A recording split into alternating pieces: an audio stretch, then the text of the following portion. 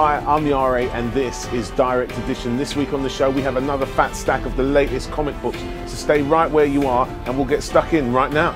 In the past few months, Tony Stark has been erasing his own brain in order to prevent his secrets falling into the evil clutches of Norman Osborn. He's been left in a vegetative state and been defeated by Osborn, but at least Stark's protected the info, and his last victory coming at a huge cost. Ironman issue 20 shows you how Stark could maybe recover from this latest battle, and I think the way Matt Fractions achieved this is genius. I love the manner in which he's taken him right to the brink and brought him back, well, nearly brought him back. Artist Salvador LaRocca and colorist Frank DeMarta combined to devastating effect to create an eye-popping visual feast in this book. It's a start of a new story arc, and with the inclusion of this nice little Iron Man catch-up feature at the back of the book, it means that the Invincible Iron Man number 20 is a great jumping on point for newbies and a fitting addition to a now award-winning series.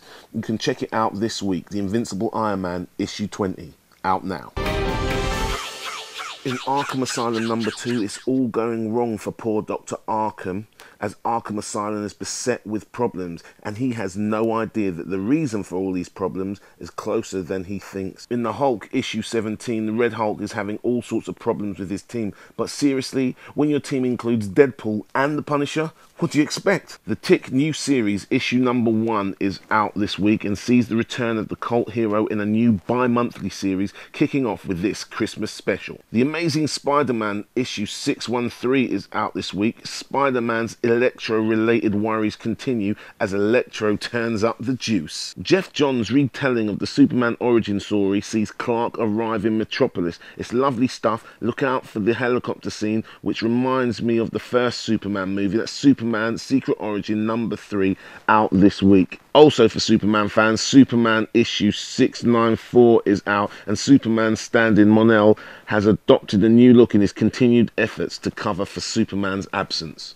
Green Lantern 48 is out this week, and the multicolored Lantern recruitment drive continues as Hal Jordan attempts to bring Atrocitus the Red Lantern and Larfleeze the Orange Lantern into his uneasy alliance, setting us up for Blackest Night issue number 5. So far in DC's massive crossover, their trio of big hitters, i.e. Superman, Batman and Wonder Woman, have noticeably played a supporting role to Green Lantern, the Flash and various Lantern Corps.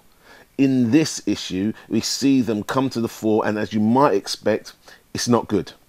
We're more than halfway through Blackest Night now, and the quality of the event is undeniable. It's becoming clear that the foundations of this story have been years in the making. Now, at this point, whilst it would be tricky to jump into Blackest Night, if you've been following it all the way, it's paying off nicely. The art from Ivan Rice is once again top drawer, as we've now come to expect, but it's also worth noting the work of colorist Alex Sinclair, who makes light work of the tricky task of keeping a really broad color palette in check. All in all, this is a really quality book. Blackest Night issue number 5 is out now.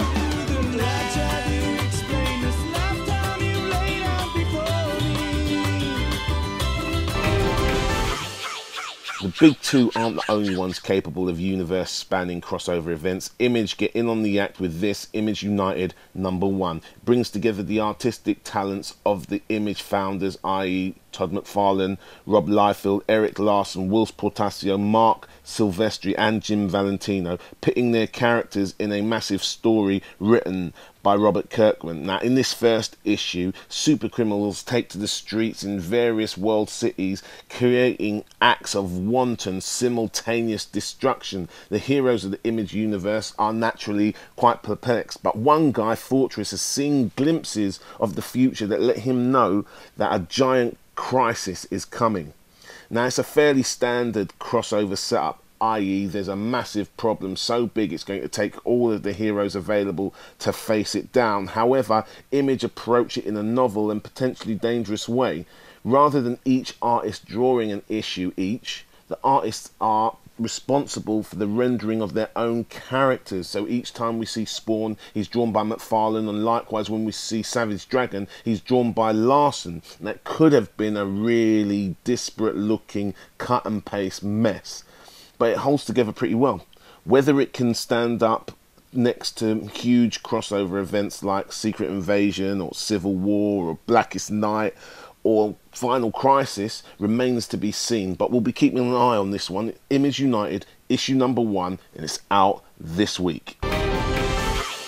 Ultimate Avengers number 4, Captain America is still AWOL, and the Avengers have to try and bring him in. Mark Millar's solid plot and snappy dialogue are matched blow for bone-crushing blow by Carlos Pacheco's energetic pencils. Issue number 859 is another great looking issue of Batwoman in Detective Comics. Greg Rucka and J.H. Williams III offer up more of Katie Kane, the Batwoman's backstory.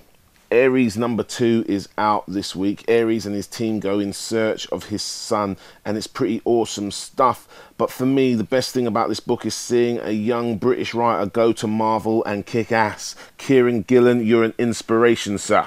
Chew number 6 is out, and this is a great time to jump aboard one of the best new series of 2009. Tony Chew has a new story arc, a new partner, and a new mystery to sink his teeth into.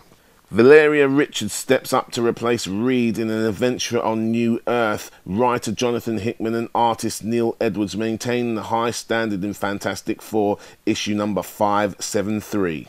Criminal the Sinners issue number 2 is out. Ed Brubaker and Sean Phillips' dark crime saga continues. Answers still elude Tracy Lawless as he goes about dealing with this mystery. Events take a gruesome turn for the worst in part 5 of Jane Robinson and Mauro Cascoli's excellent Justice League miniseries, Cry for Justice. Powers fans have been waiting for this a little while, but have Brian Michael Bendis and Mike Avon Omen ensured that the return of their creator-owned superhero police procedural was worth the wait? I think the answer is simply yes.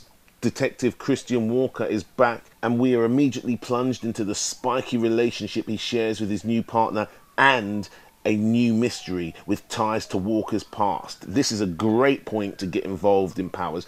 I'm not that up to date with it, having missed the last series, but I found it easy enough to pick up this book, and now all I have to do is hope that Santa brings me the Powers definitive editions for Christmas. Powers number 1 is out right now.